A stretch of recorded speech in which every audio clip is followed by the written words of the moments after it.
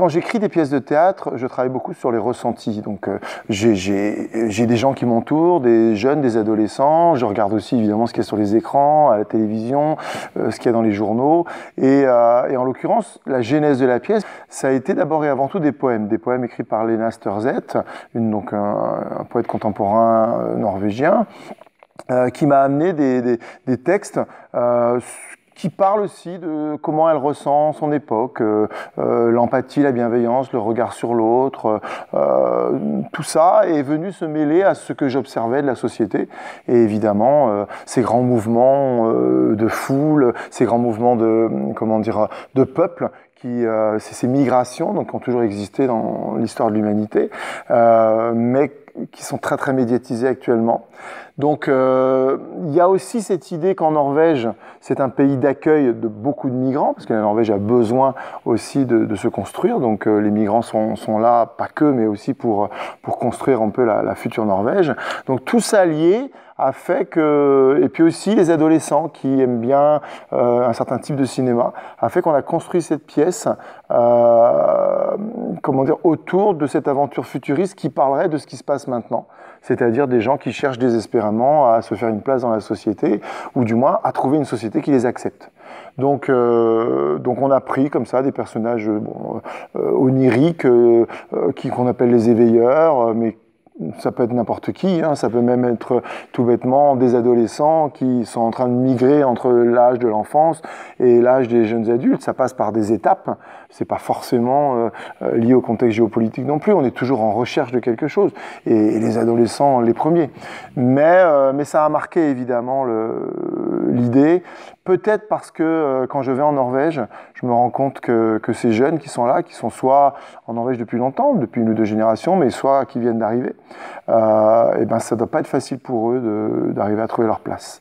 Donc on avait envie de leur dire aussi, on a compris ça, donc on témoigne de ça, de trouver sa place dans une société nouvelle, donc représentée par les membres de la cité, donc les membres de la ligne. C'est une pièce qu'on a voulu installer dans un monde futur.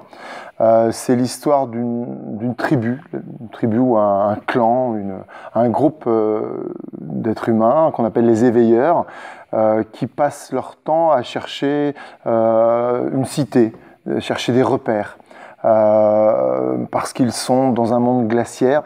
Et ces éveilleurs se promènent comme ça, dans la neige, dans les glaces, en cherchant une cité, qui est donc la cité des membres de la ligne. Et les membres de la ligne, c'est une sorte de strate sociale supérieure qui détient la chaleur, qui détient le temps de lumière et le temps de chaleur qu'ils donnent au bas peuple, donc aux éveilleurs. Et les éveilleurs n'ont qu'un seul souhait, c'est d'avoir un peu plus de chaleur et un peu plus de lumière, donc symboliquement de se rapprocher de l'univers des membres de la ligne. Alors les membres de la ligne, c'est plutôt une sorte de noblesse de parvenus, hein, la plupart d'entre eux, et qui essayent de protéger leurs acquis. Dans cette grande idée qu'on peut retrouver dans beaucoup de films ou actuels ou même de vieilles histoires, il y a une histoire d'amour qui s'installe entre une jeune femme du monde des éveilleurs et un jeune homme de la caste des membres de la ligne. Et cette histoire d'amour se construit au fur et à mesure de l'histoire, mais se termine sans se terminer, puisqu'on laisse la possibilité au spectateur, comme souvent dans le théâtre, de se demander si oui ou non il va la retrouver. Donc voilà, 2 univers bien marqués, avec 2 personnages issus de ces univers qui essaient de se rencontrer. C'est assez simple. Je suis un membre de la ligne et je suis tombé amoureux d'une ennemie, quelque chose. C'est Candice. C'est une éveillère. Mon personnage, on peut dire que c'est le personnage principal. Enfin, je vivais une histoire d'amour avec Quentin, un membre de la ligne. Et c'était compliqué par rapport au niveau de la société, tout ça. Un éveilleur, c'est le révolté, celui qui veut rentrer dans la ligne. C'est la classe de niveau le plus bas qui veut rejoindre la classe le plus haut. Alors ça, expliciter les caractéristiques des castes de cette pièce, c'est pas facile et à la fois, bon, ça représente tout à fait ce qu'on vit actuellement et ce que la société est en train de devenir, c'est-à-dire une société stratifiée avec des gens qui n'auront aucune et qui n'ont déjà aucune idée de ce que peuvent être les couches sociales basses, on va dire, et puis d'autres couches sociales basses qui pensent pouvoir atteindre ce nirvana de la consommation ou du moins de l'état d'être et qui ne se rendent pas compte que c'est complètement impossible. Ou du moins qui se cachent la vérité. Et en fin de compte, chez les éveilleurs, c'est ça. Les éveilleurs, ils se disent, je veux aller avec les membres de la ligne, je veux atteindre cette lumière-là et cette chaleur-là, alors qu'ils ne se rendent pas compte que la réalité et la vérité est entre eux, c'est entre eux qu'ils vont réussir quelque chose. Là, par exemple, la jeune fille qui joue la femme amoureuse ne se rend pas compte du tout que c'est autour d'elle qu'elle pourrait trouver l'amour et pas forcément aller chercher quelque chose même quelque chose d'intouchable, même si dans sa démarche il y a la volonté de dire nous voulons toucher un peu de la lumière. La volonté n'est pas une volonté amoureuse au départ, mais c'est ces sentiments qui la rattrapent. Donc ça, c'est les éveilleurs. Donc une envie de quelque chose qu'ils n'ont pas, qu'ils n'auront jamais, mais une envie quand même. Même s'il faut marcher longtemps dans la neige pour l'avoir, même s'il faut avoir froid. J'ai été éveilleur. En fait, on était un peu contre les membres de la ligne parce que on essayait toujours de se battre contre eux en fait parce que nous on était un peu inférieurs à eux. On se bat contre ça pour arriver à leur place parce que nous on avait froid et eux ils avaient tout le temps le soleil et nous on voulait se battre pour l'avoir, mais à chaque fois on se faisait repousser. Donc. Moi, mon personnage dans la pièce, c'était, on va dire, le rôle de la meneuse. Vraiment, j'étais celle qui dirigeait, on va dire, les autres, qui essayait de les mener vers un but. Un éveilleur se doit de montrer le chemin, de s'aider. Avec l'héroïne, des fois on n'était pas toujours d'accord avec elle. Un éveilleur, c'est ceux qui se battent pour ce qu'ils veulent, ceux qui lâchent rien, ceux qui réussiront pas forcément. On essaye de passer la ligne, mais à chaque fois on se fait repousser par la ligne, donc, et en plus ils nous traitent comme des moins que rien. L'autre caste, les castes supérieures, les membres de la ligne, donc là il y a ceux qui sont de noblesse de vieille souche, qui eux n'ont absolument aucune idée de ce que ça peut être qu'un éveilleur, que quelqu'un qui veut aller dans la cité. Moi j'étais membre de la ligne, donc on dirigeait en fait l'intensité de la ligne pour les éveilleurs. Un membre de la ligne, ça représente la supériorité par rapport aux éveilleurs, parce que c'est eux qui choisissent leur temps de lumière et la chaleur qu'ils ont droit par jour en fait. Ils se la bêtent un peu par rapport aux autres. Ils se prennent pour des gens supérieurs en fait. Moi j'étais acteur, je faisais partie des membres de la ligne. On devait se croire supérieur et se montrer et laisser les autres dans leur coin en fait. Il y a des courtisanes qui, elles, sont là pour dire aux membres de la ligne de vieilles souches qu'ils ont raison, mais pour aussi comprendre qu'elles, en tant que courtisanes, sont bien contentes d'avoir acquis ce statut de femme supérieure et ne veulent pas le perdre. Elles se sont peut-être d'anciennes éveilleuses. Elles se sont élevées, elles veulent garder leur rang, elles ne veulent surtout pas que cette jeune femme vienne troubler l'ordre établi. J'étais une personne de la cour de la ligne, donc j'étais celle qui se moquait des autres, des éveilleurs. La cour de la ligne, ça exprime la haute société, donc toutes les personnes qui sont au-dessus, parce que les éveilleurs sont minables, on va dire, pour nous. Ils n'ont aucune signification, ils sont dans leur trou, et nous, on est au-dessus d'eux, on est au chaud, on s'en moque complètement. J'étais dans la cour de la ligne, c'est-à-dire que je me moquais des personnes, donc les éveilleurs, les personnes qui vivaient dans le froid. Je m'amusais un petit peu. On est au-dessus de tout le monde. On a des beaux habits, on a des belles coiffures, on a des beaux maquillages, on est riche, voilà. Et en fait, les éveilleurs, ils veulent avoir beaucoup de chaleur parce qu'eux, ils vivent dans le froid. Et en fait, on n'a pas envie qu'il y ait d'autres personnes qui rentrent, en fait, qui dépassent la ligne, parce qu'on veut pas, on va toujours rester les meilleurs. Voilà, c'est notre ligne, on ne veut pas la partager. Il y a aussi les narrateurs qui, eux, Les narrateurs, ils sont dans les membres de la ligne, mais ils sont plutôt là pour témoigner de l'histoire, de raconter l'histoire, et probablement dans une suite, ils vont être amenés à parler, comme on peut retrouver dans Antigone de Sophocle, ainsi que dans Antigone de Hanouilh, de parler aux membres de la ligne en leur disant « mais vous avez probablement tort, nous commençons à nous compromettre, nous les narrateurs, et vous dire que vous avez tort, vous devez changer ». Donc ces narrateurs, ils racontent l'histoire, mais à un moment donné, ils vont être amenés à plus se rapprocher des éveilleurs et des membres de la ligne. J'étais narratrice. La narratrice raconte l'histoire, donc elle explique ce qu'il se passe et ce que chaque personnage est dans la pièce. Et voilà. Elle raconte globalement l'histoire, mais enfin, elle raconte autre chose en même temps. Elle raconte ce qui se passe, mais ce qui va se passer aussi. On lisait des poèmes au début. Elles expliquent aux spectateurs en fait l'intérieur des personnages, comment ils sont. Ils expliquent les pensées des personnages et oui, ce qui va se passer. Il y a aussi les gardes, qui sont un petit peu le bras armé des membres de la ligne. Les gardes, eux, ils sont là pour appliquer les ordres. Ils sont là tout bêtes. Ils appliquent, et là on retrouve encore Antigone de Hanouilh, où les gardes sont là tout bêtement pour faire ce qu'on leur dit et ils réfléchissent pas du tout aux conséquences. Moi, au sein du projet, j'étais acteur. J'étais avec les membres de la ligne, mais gardiens de la ligne. C'est eux qui protègent la cité, les membres de la ligne et les citoyens. C'est eux qui activent la ligne pour repousser les éveilleurs dans la pièce. Et aussi, c'est un peu qui mettent un petit peu d'humour avec Mathéo, qui est mon acolyte, on va dire comme ça. On s'entend, lui et moi, on avait une complicité, on s'entendait super bien. Surtout pour jouer, ça servait à quelque chose. Ces gardes, ils sont là pour donner des ordres aux danseuses qui sont véritablement la continuité de la ligne et les danseuses sont là pour repousser manu militari les éveilleurs, cette ligne étant brûlante, incandescente, elle est là pour repousser les éveilleurs. Donc les danseuses sont plus la terminaison des membres de la ligne. Ma place du projet, c'était danseuse. On a fait 3 chorégraphies. Et puis donc, on était par deux, on était tous ensemble, mais j'étais avec Tiffaine. On a représenté un peu la ligne dans la pièce. La ligne, ça représente la barrière entre les pauvres et les riches. Et nous, on était des deux côtés, en fait. Un coup, on était devant, un coup, on était derrière. On était vraiment le monde du milieu, en fait. On était derrière la ligne, donc on était comme protégés, en fait.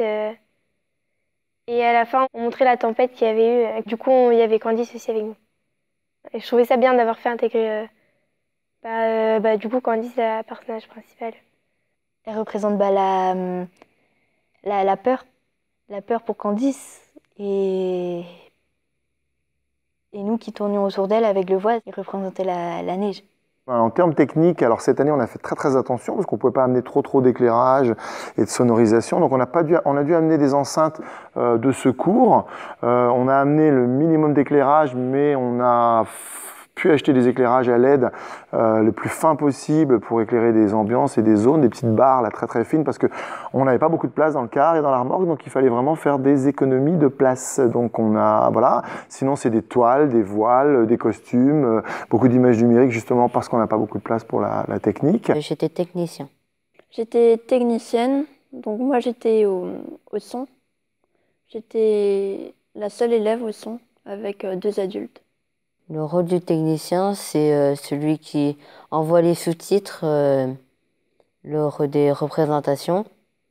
C'est celui qui prépare le matériel aussi, qui enlève le matériel du car, qui le remet aussi. Et celui qui installe les lumières. Moi, je travaillais avec un logiciel, du coup. C'était avec les ordinateurs. Et mon travail était vraiment simple. On manipule des vidéoprojecteurs, que ce soit des lumières, des micros. Ce qui m'a plu dans le fait d'être technicienne, c'est déjà de ne pas être sur scène, d'être dans l'ombre, si on veut, et de contrôler une partie assez importante quand même du projet. Le rôle du technicien, c'est permettre aux acteurs de jouer. Alors la collaboration avec Lena Sturzet. En fait, elle est prof à Saint-Svithun et donc à Stavanger et elle est prof d'art plastique. Elle avait assez bien réagi sur les poèmes, sur le travail qu'on avait fait sur Gunnar Walkvam. Et partant de là, en fin de compte, il fallait bien que je trouve quelqu'un. Parce qu'on avait fait Jon Fosse, on avait fait Gunnar Walkvam, on avait fait Ibsen, et quelqu'un de contemporain aussi. Et elle, je savais qu'elle avait produit des choses, j'avais vu dans un article d'un journal qu'elle avait fait des poèmes. Donc je lui dis, écoute, bah vas-y, feu, hein, si tu as envie de rentrer dans le monde du théâtre, donne-moi ce que tu as comme texte. Alors elle m'a amené ces textes-là, et je les ai donc fait traduire par Mito de Poulsen, qui est donc une prof de Drammen, qui a déjà travaillé avec nous, et qui a finalement traduit des choses super efficaces, comme je le dis, et bon, très bonne traduction aussi, que après Marie-Émilie a retraduit en anglais, donc là aussi un gros travail.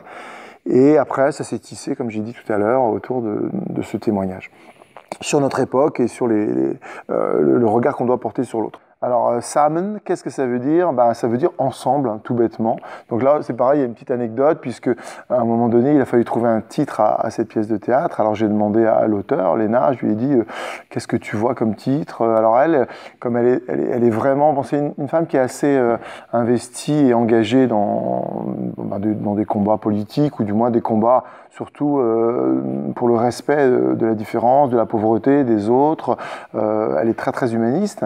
Elle m'a dit, ouais, si on met sammen, moi j'adore ça, ça veut dire ensemble, pour moi c'est une symbolique, mais j'ai un peu peur que ce soit pris au premier degré.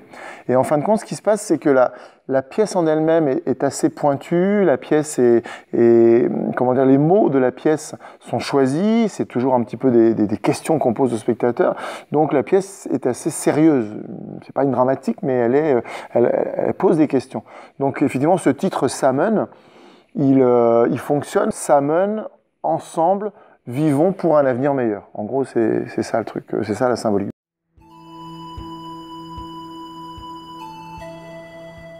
Alors les enjeux, c'est d'abord et avant tout que l'adolescence sorte de l'enfance. En quatrième, au final, on leur dit, voilà, il y a d'autres textes qui existent, et essaye d'habiter ces textes-là avec ton analyse du monde, avec ta maturité, avec qu'est-ce que tu comprends de ta vie, qu'est-ce que tu as envie d'en faire de ta vie, et les textes sont là pour porter cette réflexion aussi. Donc ça, c'est l'enjeu principal, c'est ça. C'est de faire en sorte que l'enfant devienne un adolescent et un jeune homme ou une jeune femme en toute conscience de ce qu'il est et de ce qu'il va devenir. C'est pas toujours évident, ça marche ou ça marche pas pour tout le monde.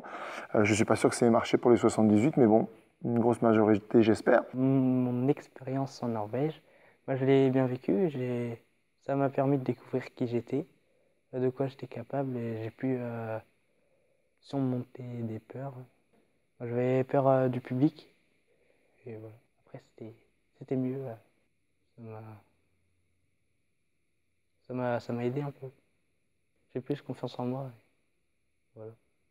J'ai grandi et grâce à ça, j'ai réussi à avoir plus confiance en moi. Ça t'apprend vachement en fait sur la vie. Et ouais, ça t'apprend vachement. Je pense que les moins mûrs ont mûri aussi. Et moi aussi, je pense. Je pense que je suis plus mûre. Le fait d'être ensemble, de devoir partager des choses avec les gens, ça nous oblige à pas penser qu'à nous. Donc le fait d'être exigeant avec nous, on est obligé de grandir, de changer de spectacle en spectacle, d'évoluer, et puis voilà. On passe quand même de ça à ça en l'espace de pas beaucoup de jours, en fait, en l'espace de 2 semaines à peu près. Ça nous fait grandir à l'intérieur parce que c'est la Norvège, c'est pas rien. Et puis même, on a joué devant beaucoup de monde. Même moralement, on est plus mature. Il y a des garçons, ils sont revenus en Norvège, ils étaient plus les petits gamins qu'ils étaient avant. Se dévoiler devant des gens qu'on connaît pas, c'est un autre monde. Je trouve qu'on a grandi et c'était important, je pense. J'étais un peu plus mature et j'ai un peu pris de confiance aussi. Parce que j'étais un peu timide avant.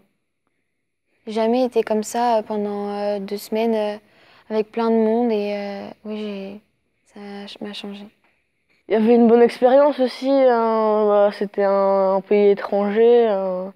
J'ai jamais été au-delà de Paris. J'ai gagné en maturité encore. Si c'était une bonne expérience. Ça nous a permis, donc moi et tous les gens qui sont partis en Norvège, d'apprendre des choses sur nous-mêmes, d'apprendre des choses en collectivité. J'aimais bien aider les autres, mais il y avait aussi une personne qui m'aidait beaucoup. Théo Valla, il m'a beaucoup aidé à prendre confiance en moi pour que je parle plus fort et tout ça. J'ai mûri grâce à ça. Et puis ça m'a aidé à grandir. C'était super, c'est vraiment quelque chose d'enrichissant, je trouve. On peut dire que je suis changée un petit peu, ouais, on peut dire. Jean-Michel parlait de sortir vraiment grandi, de sortir adulte. C'est sûr qu'il y a toujours un petit grain Jean-Michel. Des fois, on pense, tiens, il y a un petit truc, on pense à Jean-Michel. J'en sors un petit peu changée parce que ça fait grandir en maturité et ça apprend à vivre en communauté aussi. Il faut se dépasser en fait. Et aussi apprendre à se dépasser, à aller jusqu'au bout de ses limites, et à dépasser ses limites, à se rendre compte qu'au final on est plus fort que ce qu'on croyait. Comment j'ai vécu mon expérience en Norvège? Je l'ai vécu bien. En fait, ça dépendait des moments. Quand j'ai eu plus de voix, c'était assez stressant pour les narratrices vu que j'étais pas là. Faut rester calme. Parce qu'il faut pas perdre son sérieux, pas paniquer. En tant que narratrice, après à force des spectacles, on s'habituait, mais au début c'était dur de rester calme devant tout le monde avec la lumière sur nous. On apprend quand même à bien se connaître, à se maîtriser aussi dans certains moments. J'ai pas vraiment trouvé ça dur, à part pour les spectacles où on pouvait être un peu stressé, mais il n'y avait pas quelque chose de compliqué. Une fois qu'on était dans son élément, une fois qu'on était dans son personnage, on n'avait pas de problème. Et moralement, quand on n'arrive pas, c'est vrai que c'était un peu... moralement, c'était pas très bien, quoi. Je pense que mon pire souvenir, j'en ai pas vraiment. C'était plus les premières répètes, sûrement. C'était compliqué, les placements, tout ce qui allait avec, les pas, revoir tout. Je pense que ça doit être ça, mon pire souvenir. Mon pire souvenir, c'est quand, à la danse, je dansais et puis en faisant une roulade arrière, j'ai foncé dans Tiffen qui dansait avec moi. Et les gens nous ont regardés un peu bizarre. Dans la vie là-bas, j'étais plutôt celle qui aidait les gens. J'aimais bien aussi être un peu leader. Voilà. J'aimais bien, je pouvais me faufiler un peu partout aussi, aller voir un peu les autres, comment ça se passait. Et puis ce que j'aimais bien, c'était surtout aider à préparer les autres avant le spectacle. J'étais plus à l'écoute des gens, parce que je savais pas trop comment interpréter mon rôle. Du coup, on m'a aidé. J'aimais bien aider les autres, aider ceux qui arrivaient moins et même qu'on me donne des conseils aussi.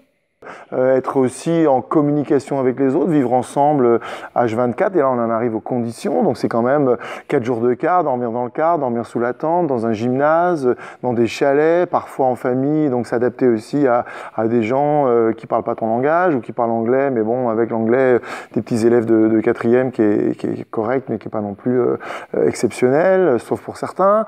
Donc voilà, faire à manger pour tout le monde, pour son équipe, aider, écosser 250 durs.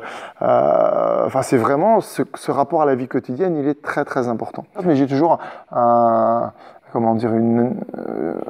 plaisir de me dire que d'abord la découverte, elle est de soi. Chaque enfant, chaque adolescent découvre vraiment qui il est, parce que aussi il n'y a plus les parents.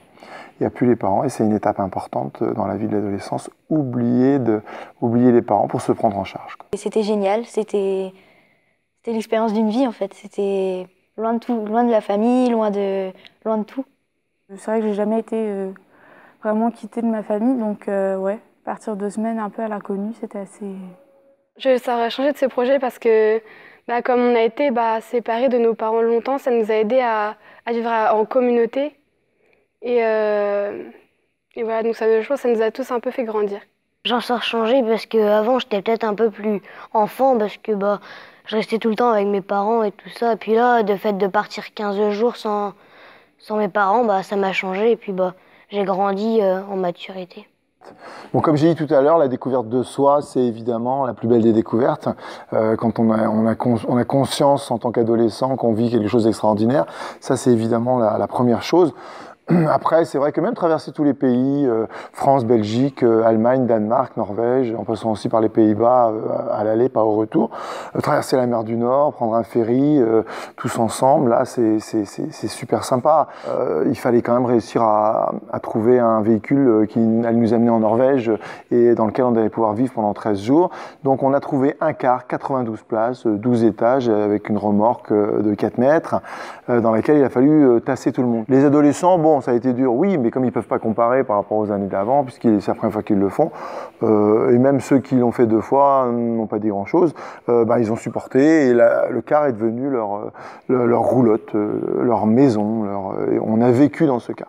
Néanmoins, quand on arrivait avec le car, un grand mastodonte comme ça, de 14 mètres de long et de près de 4 mètres de haut, là, c'est sûr que c'était impressionnant. Et bon, les tunnels, ça passait juste, hein, c'est 4 mètres 30, un tunnel, on était à 4 mètres, donc voilà. Traverser les ferries, c'est pas toujours évident, parce que quand on annonçait à la petite cabane où on vendait les tickets, il y a 90 personnes dans le car, la jeune fille ou le jeune homme regardait en se disant ah bon, il y a 90 personnes là-dedans? Je dis oui.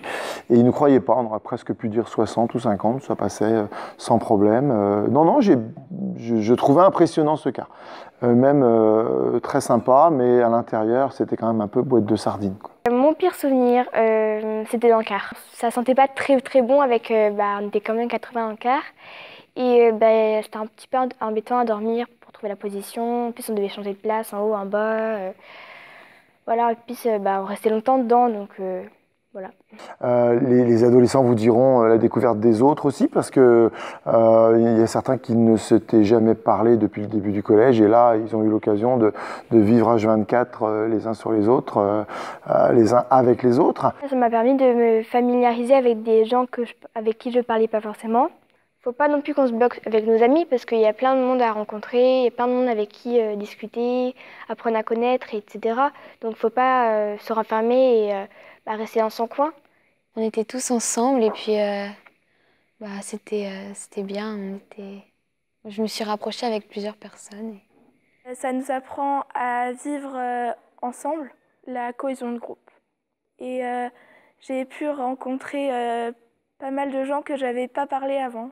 De tout mon collège, je leur avais pas parlé. J'ai connu d'autres personnes que je ne connaissais pas avant. Ça m'a permis d'être avec d'autres personnes que j'avais pas vues depuis longtemps, que je parlais moins, et du coup ça nous a rapprochés. Et du coup maintenant, avec les gens qui sont partis en Norvège, on a un peu plus de complicité aussi. Nous, chaque fois qu'on redécouvre la Norvège, on trouve qu'elle est toujours aussi formidable, belle, ces grandes masses de pierres, la ville aussi, les découvertes des différentes villes, c'est pas la même architecture, c'est pas les mêmes, c'est un pays en construction, donc les bâtiments sont tout neufs pour la plupart. Beaucoup de découvertes. Quand je réfléchis bien, j'ai ouvert les yeux sur le monde. J'ai pris conscience qu'il y avait d'autres personnes déjà que nous. Et des mentalités complètement différentes. Ça nous grandit. On se sent un peu plus mature, on comprend un peu comment ça se passe dans les autres pays aussi. Parce qu'on est en France, mais la Norvège, c'est quelque chose d'autre aussi. Évidemment, les hauts plateaux enneigés, donc ça, certains n'avaient jamais vu la neige. On a surpris certains adolescents jouer pendant 2-3 heures dans la neige, mais rien que faire des petits tas de neige, ils étaient contents parce qu'ils n'avaient jamais vu la neige. Bon, évidemment, concours de luge, le sauna, les bains chauds. Mais moi, je retiendrai vraiment ceux qui étaient dans un coin à faire des tas de neige. Parce que c'est un peu comme un enfant qui découvre la mer ou qui découvre la plage, sauf qu'ils ont 13 ans et que c'est plus des enfants, quoi. Donc ça c'était sympa. Le Preikestolen, ça a été dur parce qu'ils l'ont fait sous la neige aussi. Le spectacle était toujours aussi merveilleux. Après, tout ce qui est découverte des hauts plateaux, la neige, le Preikestolen, les fjords, tout ça c'est un peu la cerise sur le gâteau. Mes meilleurs souvenirs, j'en ai pas vraiment, j'ai tout aimé en fait. Mais après j'ai bien aimé aussi les nuits dans les tentes avec les saunas et tout. Les spectacles aussi, c'est super, tout en fait. Mon meilleur souvenir, ça a été le ferry. Et autrement, c'était les spectacles. Quand on a fait le bain chaud et le sauna dans la neige, et il y a eu la vue sur le Preikestolen. Et les paysages, ils sont quand même Enfin, ils sont magiques, on se croirait sur une autre planète. Quand on a fait le dernier spectacle. Le dernier spectacle. C'est là que je me suis trouvé le mieux. Bah, ce qui paraît déjà, c'était le mieux. Et puis, bah, c'est le regroupement de tout le travail qu'on a fait depuis le début. Au niveau théâtre, c'est le premier spectacle et aussi le spectacle qu'on a fait avec les Norvégiens, que j'ai beaucoup apprécié.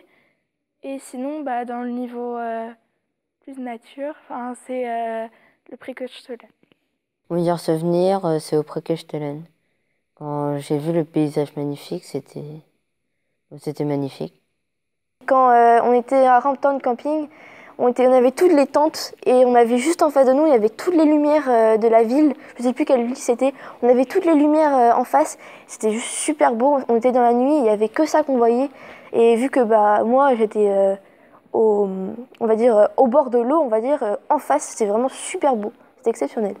Quand on a dormi dans la neige et le bain chaud avant, c'était bien. Mon meilleur souvenir, c'est le sauna et le bain chaud. Le sauna, ça consiste à être dans une pièce. Donc nous, elle était en bois. Il y avait un poêle à côté avec du feu. Et il faisait 70 degrés, un peu plus dans la salle. Et on était en maillot de bain. On a fait des allers-retours dans le sauna, après bain chaud. Après, on se roulait dans la neige et puis on avait un peu froid, donc du coup, on allait dans le bain chaud et dans le sauna. C'est se rouler dans la neige et tout, c'était marrant. Ouais, c'était le moment quand même reposant de ce PAE. C'était pas comme si on allait faire en vacances, par exemple juste pour observer, mais il y avait aussi des paysages à observer, mais la priorité c'était quand même le théâtre. J'ai trouvé ce projet un peu fatigant moralement et physiquement parce que comme on se levait tôt et on se couchait tard, donc du coup c'était un petit peu fatigant et pour tenir après, J'ai trouvé ça dur au début parce que fallait vraiment se mettre dedans. Et ouais, au départ, c'était assez dur. C'était un peu compliqué. J'avais un peu mal à la gorge et tout ça. Je commençais un peu à être malade. Mais j'étais fatiguée aussi. Mais bon, je vivais ça à fond parce que je me disais que c'était la seule fois où on pouvait faire ça à autant de personnes. Donc voilà. Je m'étais à peu près préparée psychologiquement. Mais physiquement, des fois, pour la récup, c'était un peu court. Je me souviens avoir trouvé dur le froid dans la neige, la fatigue le soir. J'étais fatiguée, après j'ai eu du mal à récupérer un petit peu. C'est quand même 4 jours de car, dormir dans le car, dormir sous la tente, dans un gymnase, dans des chalets. Sur cette histoire de dormir sous la tente à -7, là c'est sûr que c'était la première fois qu'on le faisait, puisqu'on avait eu -2 l'année dernière, là en 2014. C'était déjà pas mal, mais là -7, tempête de neige, voilà. Et je pense que les élèves en parleront longtemps encore. Mon meilleur souvenir, c'était les tentes sous la neige. C'était vraiment dur, ça. C'est pas que j'ai mal vécu, mais c'était... si, c'est bien de l'avoir fait, mais... on le regrette pas, mais à refaire, ce serait chaud, quoi. Mon meilleur souvenir, c'était la neige, quand on dormait dans les tentes, avec les potes. Mon pire souvenir, ça a été dans la tente, dans la neige. J'ai pas dormi la nuit. C'était assez marrant de dormir dedans, même si on avait froid, c'était quelque chose d'inoubliable parce que quand on se réveillait le matin, tout était blanc, on voyait rien du tout. Et c'était juste magnifique en fait. Mon pire souvenir, je regarde pas de pire. Peut-être quand il faisait un peu froid sous la neige, sous les tentes dans la neige. Le meilleur souvenir, c'était la tente. Parce que ça faisait une aventure, on était dans le froid et tout ça. C'était le moment où j'ai préféré. Mon pire souvenir, c'est d'avoir eu froid dans la neige, mais bon, c'était bien. Mon meilleur souvenir pour moi, je pense que ça doit être la nuit dans la tente et tout ce qui allait avec ce jour-là. Mon meilleur souvenir, c'est quand on était dans les tentes dans la neige. Parce qu'il faisait froid dehors et il y avait toute la neige. Et pour pouvoir arriver dans les tentes, là où on pouvait avoir un peu plus chaud, fallait passer sur je sais pas combien de centimètres de neige. C'était super compliqué. On avait froid, on en avait marre. Mais une fois qu'on était dans la tente, une fois qu'on était dans notre sac de couchage, on était bien, on était au chaud. au chaud, entre guillemets quand même. Mais c'était un des meilleurs souvenirs que j'ai. Bon, il y a 4 adultes du collège, 4 profs du collège autour de ça. Donc il y a moi en tant qu'animateur, Jacques Malévol, professeur de technologie, Éric Jolivet, professeur d'art plastique, Marie-Émilie Marquet, professeur d'anglais. Et sinon, c'est que des anciens élèves, entre 18 et 30 ans maintenant. Et ça, c'est vraiment la force du projet parce que ça permet une équipe soudée et qui est proche, très très proche des adolescents. Parce que les adolescents sont sensibles à ça, parce que quand ils ont des jeunes de 20, 22, 23 ans qui accompagnent les élèves, ils sont contents parce que c'est pas des profs et ils peuvent leur parler un peu différemment. Donc ça, c'est aussi la richesse. Moi, je pense que je vais remercier tout le temps, je leur dis pas assez, mais l'équipe d'adultes. Là, c'est sûr que moi, je suis pas grand-chose sans l'équipe d'adultes. Alors, je sais pas très bien pourquoi ils font ce genre de projet, les jeunes adultes et les vieux adultes, parce que je fais partie des vieux adultes. Même moi, je sais pas pourquoi je le fais. Peut-être pour des sensations, en fin de compte. Parce que comme on n'est jamais content des spectacles, on veut toujours se remettre en question. Je crois que c'est quand même des sensations, c'est une ambiance qui se crée, le fait de fabriquer quelque chose. Ouais, c'est ça, c'est remercier les adultes, même s'il y a beaucoup de jeunes adultes qui veulent faire ce projet pour arriver à comprendre. C'est un projet qui ne peut se comprendre que s'il se vit. Même le spectacle, c'est vraiment que le dessus de l'iceberg. Donc voilà, ce que je voulais dire, c'est merci aux adultes qui m'accompagnent.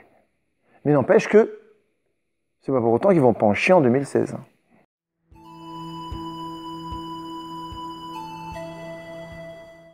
La sélection des photos, c'est compliqué parce que vu le nombre d'élèves qui ont pris des photos, le nombre d'adultes qui ont pris des photos, que ce soit les anciens élèves, Valentin Boucher, Charlène, Samuel, Valentin Brault, tous les anciens élèves, c'est compliqué de choisir toutes ces photos. On en avait, je sais pas, entre 3000 et 4000, donc entre Anna, Eric et moi, on a passé du temps. Ma place en étant dans le projet, c'était vidéaste, technique et tout. Vraiment, c'était prendre des photos du spectacle, avant le spectacle et même après le spectacle. On a choisi 18 photos qui sont centrées déjà, et au centre de la photo, on aime bien quand la lumière tape sur l'émotion, sur l'expression de l'acteur. Ça, c'est une des caractéristiques principales de l'expo. Puis d'autres photos qui, sur un malentendu, ont été aussi des réussites. C'est ça l'avantage du numérique, on peut prendre plein de photos et tout d'un coup, il y en a une qui apparaît et qui est géniale. Bon, là, c'est pareil aussi, bravo à Samuel Badina qui a fait un gros travail de montage, un bon travail de photographe, un très bon travail de photographe. Donc, on en a choisi 18 qui racontent aussi un peu l'histoire. Qui raconte un petit peu l'histoire. Donc le choix, bon, le côté un peu pictural, il faudrait que ça ressemble un peu à une peinture. Il y a certainement du grain, mais peinture romantique, plutôt peinture du XVIIIe siècle. Il fallait qu'on ait un peu ce grain et cette lumière sur la photo. Et ça, on la retrouve sur beaucoup de photos. Il y a des élèves qui reviennent souvent parce que c'est le hasard qui fait qu'ils ont accroché la lumière à ce moment-là, que le personnage c'est en gros celui dont on veut parler dans l'expo. Non, on n'a pas choisi les élèves parce qu'ils étaient gentils, beaux ou quoi que ce soit. C'est simplement parce que leur expression était intéressante et elle captait bien la lumière. Donc pour l'exposition. Il faut la commencer probablement au niveau des portes de la cuisine parce que là tout de suite il y a les 4 photos en noir et blanc il y a toute une progression noir et blanc, couleur, et on finit par du noir et blanc. Donc d'abord ces 4 photos-là qui se répondent entre elles, avec les 2 photos avec les courtisanes des membres de la ligne qui regardent l'héroïne qui va se faire, coconiser, et après probablement elle redeviendra une chrysalide qui va faire naître un nouvel être. Donc juste en face, on a les courtisanes qui sont observatrices de cette transformation-là. Donc ça, c'est au niveau de la porte de la cuisine. Après, quand on avance vers les bureaux, on a encore une photo en noir et blanc avec les 2 photos un éveilleur et une membre de la ligne qui sont des élèves qui ont quitté le collège, donc j'ai trouvé assez rigolo de les mettre à côté de la porte de sortie. C'est anecdotique. Et il y a la photo d'une danseuse en noir et blanc aussi. Après, tout de suite, on ouvre sur toute une série de photos couleurs qui, elles, racontent bien l'histoire, les narratrices, les membres de la ligne, la danseuse, et aussi une photo en face où on voit les élèves en train de se préparer pour le spectacle. Donc ça, j'adore parce qu'on sent vraiment que chaque élève a à cœur de se dire « Tiens, je sais ce que j'ai à faire, je vais le faire à tel moment » et ils en parlent entre eux. Et en finissant sur le couloir de la salle des profs, là, on a d'un côté des photos couleurs qui racontent l'histoire encore et en face, toute une galerie de portraits en noir et blanc qui accompagne le spectateur vers la sortie. Alors on a mis des petits textes à côté des photos, c'est important de les lire pour bien comprendre l'ensemble de l'histoire. On a rajouté un mannequin avec un costume de narrateur. Donc on aurait voulu mettre plus de costumes, on n'avait pas assez de mannequins parce que le travail des parents et d'Éric Jolivet est énorme au niveau création de costumes. Donc peut-être que là, pour la suite de l'expo, on va essayer de trouver des mannequins pour mettre d'autres costumes qui sont très très beaux, quoi. Ouais, donc ça met une ambiance assez classe dans les bureaux, qui étaient des murs blancs avant, maintenant ils sont habillés. La photo la plus représentative du spectacle Samen, c'est probablement et très certainement la photo où la lumière est centrée avec, entre guillemets, le chef des éveilleurs qui porte la carte et avec tous les éveilleurs qui sont autour, et on voit qu'il cherche quelque chose dans cette carte qui avait été réalisée par Éric. La photo est vraiment superbe parce qu'elle symbolise aussi tous les élèves ensemble dans la même quête. Mais j'ai une petite attirance vers la photo de juste avant le spectacle, où là les élèves sont vraiment en train de se reposer avant de jouer. C'est le dernier spectacle en Norvège, donc ils savent ce qu'ils ont à faire, mais ils en parlent, ils se placent, et on voit un petit peu sur la photo un technicien qui est en train de mettre je sais pas, du gaffeur sur un câble, enfin de travailler discrètement. J'aime beaucoup cette photo, même si c'est pas la mieux composée, elle témoigne bien de ce qu'était la tournée, quoi. Donc c'est pas un commencement, c'est pas une fin ou quoi que ce soit, cette exposition. La tournée 2015 sera vraiment finie quand les élèves 2016 montreront aux élèves 2015 ce qu'ils ont fait du bébé des élèves 2015, quoi. Est-ce qu'ils ont justement amélioré la pièce?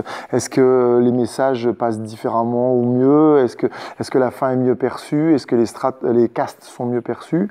Ça, ce sera une fin, et probablement que les dernières photos de 2016, ce sera la parenthèse, la fermeture de la parenthèse qu'est ce projet, parce qu'un projet Norvège, c'est une parenthèse hors du temps, et les 2015 l'ont commencé, les 2016, j'espère, vont conclure ce moment magique de façon magistrale. Les élèves, comme j'ai déjà évoqué, une certaine pudeur, une certaine sensibilité qui s'est installée chez ceux qui sont en photo. Ils se reconnaissent pas, ils disent on voit un personnage, on ne sait pas trop que c'est nous. Bon, certains évidemment disent oui c'est moi, c'est bon, mais il y a quand même un questionnement. Ils se disent c'est qui ce personnage? Ils disent c'est pas moi. Souvent ils disent c'est pas moi, c'est quelqu'un d'autre.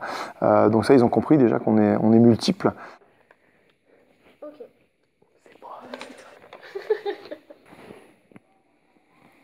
C'est quelqu'un d'autre que moi, en fait. C'est autre chose. Au début, je me reconnaissais pas trop. Et après, oui, du coup, j'ai fini par voir que c'était moi, mais mes copines, ils m'ont pas reconnue du tout. Des fois, on n'a pas trop l'impression que c'est nous. C'est beau, et ça fait bizarre quand même. Ça fait bizarre parce qu'on a l'impression que c'est notre personne. Enfin, moi, je me suis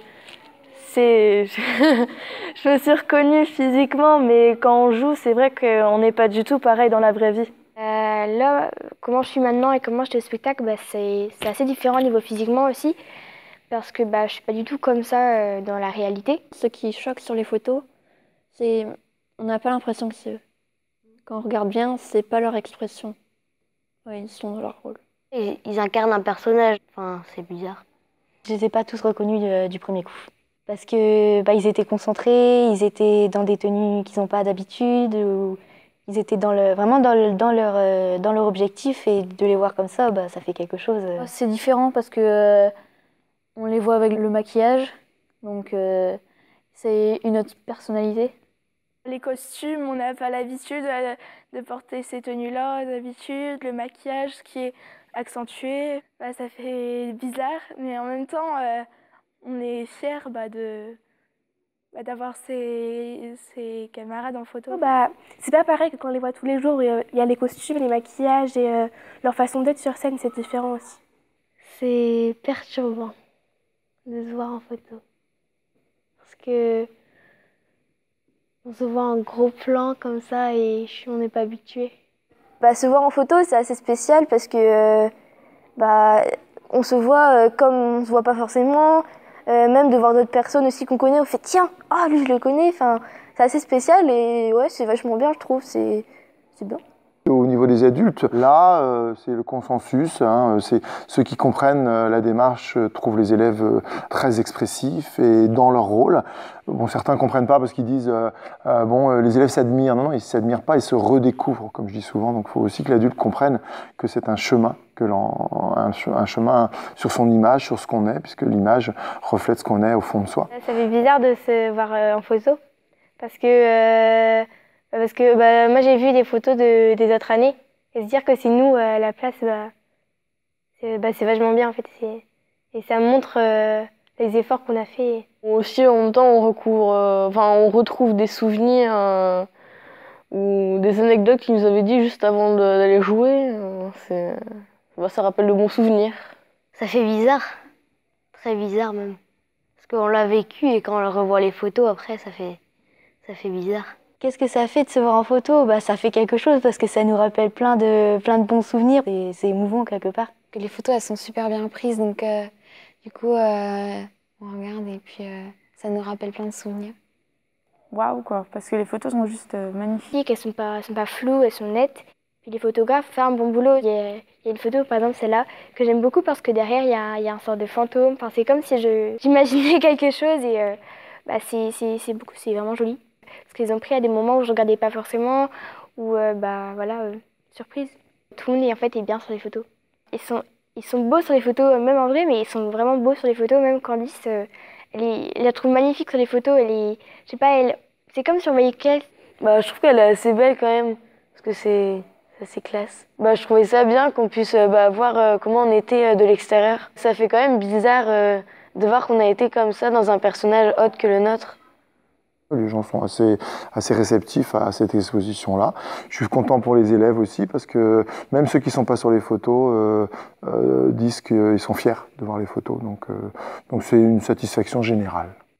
Un seul mot pour décrire. Vraiment exceptionnel. Exceptionnel. Merveilleux. Si j'ai un seul mot à dire, ça serait le mot merveilleux. Magique. Magnifique. Extraordinaire. Inoubliable. Exceptionnel. Magique. Génial. Magnifique. Génial. Fabuleux. Inoubliable. Exceptionnel, je pense, parce que c'est pas une aventure qu'on fera 2 fois, on va dire. J'ai trouvé super bien. C'était vraiment une expérience à vivre. Et en plus, à 90, c'était la seule fois qu'on faisait ça. Je préférais aller en Norvège parce que je trouvais ça plus chaleureux. C'était super, c'est vraiment quelque chose d'enrichissant, je trouve. J'en garde un très bon souvenir. J'ai passé des moments extraordinaires, c'était magnifique. Le tournée de théâtre était très bien, c'était très bien. Ce projet est vraiment à faire. C'est une expérience inoubliable. C'était vraiment inouï, quoi. C'est magique que si je devrais le refaire, je le referais. C'est une expérience à refaire. Si je pouvais le refaire, je le referais, c'est obligé. Et franchement, c'était super. C'est un des meilleurs moments que j'ai passé dans ma vie. Ça resterait gravé, je pense. C'était vraiment magnifique, c'est l'expérience d'une vie. C'était vraiment une expérience extraordinaire. Mes sœurs avaient déjà participé à celle-ci et ils trouvaient ça magnifique aussi. Et je suis vraiment heureuse de l'avoir faite et je le conseille vraiment à tout le monde.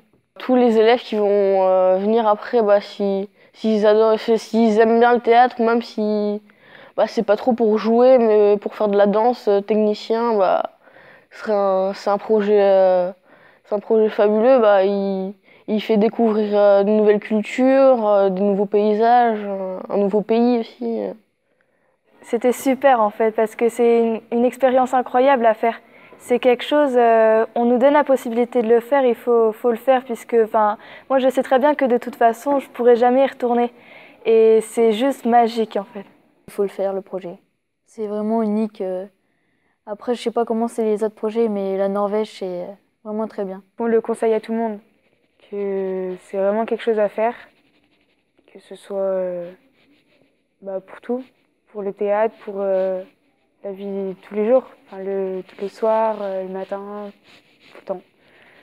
Il ne faut pas avoir peur non plus d'aller en Norvège. Je pense que tout le monde a peur un petit peu, mais faut pas stresser quand on est dans le rôle du personnage, parce que sinon ça ne fait pas nos moyens. Et faut se donner à fond. Je pense que c'est quelque chose à vivre. Même si on n'en sort pas changé ou alors que c'était pas forcément, que ça ne nous a pas plu, je pense que c'est le PAE qui marque. Enfin, ouais. Moi, je l'ai vraiment apprécié. Après, même s'il y avait des mauvais moments ou des moments que je préférais oublier, je pense que ouais, ça m'a vraiment plu. Est-ce que tu as autre chose à ajouter, enfin, un mot qui te tient à cœur par rapport au projet? Quelque chose que tu veux dire? Bah, merci Jean-Michel et à toute l'équipe. Ok, nickel.